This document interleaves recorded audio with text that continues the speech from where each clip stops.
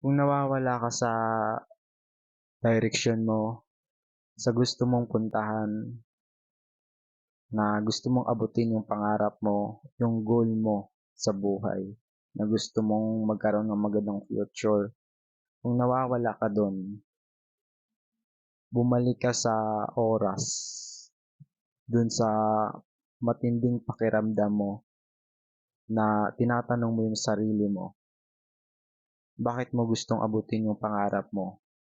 Bakit gusto mong maging successful? 'Di ba para maiahon hindi lang yung sarili mo, kundi pati yung pamilya mo sa kahirapan. Bumalik ka sa pakiramdam na yun. Dahil yung pakiramdam na yun, yun yung magga-guide sa'yo, yun yung tutulong sa'yo